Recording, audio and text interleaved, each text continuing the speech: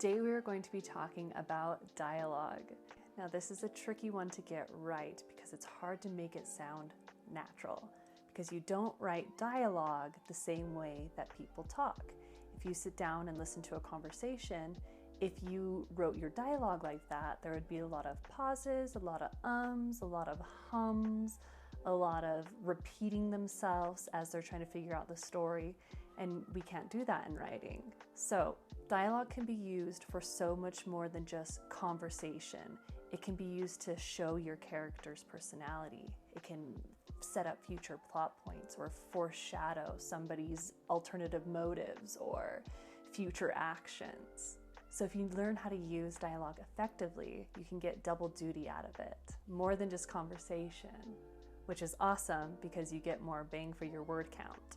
So let's dive into it. I am Karlie, and this is the Karlie and Brooke Show, where we interview top authors and bring you tips and tricks on writing so that you can become a successful author someday. Be sure to check out our Instagram accounts for daily tips on writing. Okay, so my first tip on dialogue is cut the small talk in the flowery language. You want to get to the point while still sounding natural and not too direct so that the reader doesn't get thrown off. But you don't want to waste a lot with the hi, how are you? Good, how's your day? Oh, I didn't sleep well.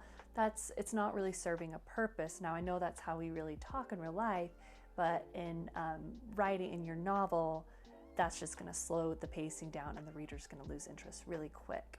So you want to keep it engaging and have it serve a point. Always make sure that your dialogue is serving some kind of point, whether that be getting information across to the reader, which you have to be careful with doing that because if they could catch you trying to slip too much to them, it can also sound unnatural as well. So it's finding that good balance and learning that right word choice. A good way to do this and make sure that you're getting it down correctly is to read your dialogue out loud. I suggest reading your whole manuscript out loud, but if you're not okay with that, for sure read your dialogue out loud. Your ears are going to catch things that your eyes won't, and when you speak it, you'll hear how it flows. You'll catch it when it sounds a little off. Now, another good way to get double duty out of your dialogue is to have it show your character's personality. And you can do this with word choice or how they phrase their sentences. Do they talk in very long, elegant, bigger words, sentences, or is it very straight and to the point? You can also really utilize this when you're talking to a child or somebody who's younger, an adult and a child having a conversation. Their dialogue shouldn't sound the same, otherwise it's not going to sound realistic. So this is a good time to get those personalities, get that character development across. Now, when you are writing dialogue for a child or somebody with an accent, you do want to sprinkle it in. You don't want to overload it for the reader. And you also want to make sure that it doesn't come off offensive. An example I heard of this in a writing class I took is a writer wanted to make their character sound like they were from a poor family. And so with their dialogue, they made her sound uneducated. But as the story went on, you found out that this character was actually really smart and read a lot and was really good in school. So it didn't make sense that she sounded uneducated. And so the accent did come off offensive for some readers. When you're going through and editing, try to cut out as many dialogue tags as you can, especially if it's only two people talking. The reader usually knows that it's alternating between the two. When you have more than two people, you'll have to use more dialogue tags, but even still, keep it to as minimum as you can. And when you do use dialogue tags, have your defaults be said for past tense and say for present tense, or she asked. But when you start adding on those adverbs like she asked firmly or she said sadly, it tends to annoy the reader and you're telling them rather than showing them.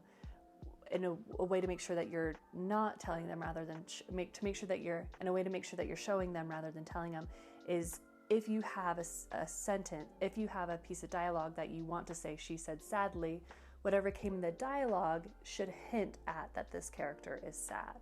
Then that way you don't need to say she said sadly. We understand that she's sad from the dialogue spoken above. You can also use body language. She's wiping a tear, she's closing her eyes so that the tears don't stream down her face. You can use other ways to show that this character is sad, but try not to use adverbs on your dialogue tags. Now, of course, you're not going to be able to cut them all out, but less is better.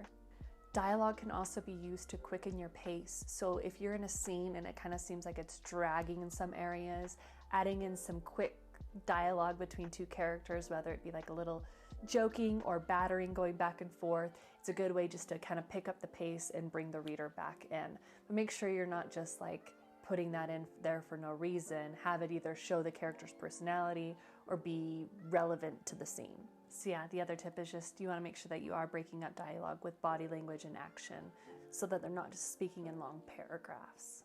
And my last tip for dialogue will be to make sure that you have your character take those beats when they're needed, to have that internal monologue or to have that narrator express how the character's feeling when they've just heard something alarming, like they're taking a moment to process what they just heard or what they just saw. So that internal dialogue, that internal monologue is also really important. Well, that is it for us today. I hope you all learned something new on dialogue. If you found this video helpful, please be sure to like, subscribe, and ring the bell so you'll be notified when our next video is up. Because Brooke and I post a writing video every Wednesday, and we'd love to have you on this author journey with us. Thanks, everyone.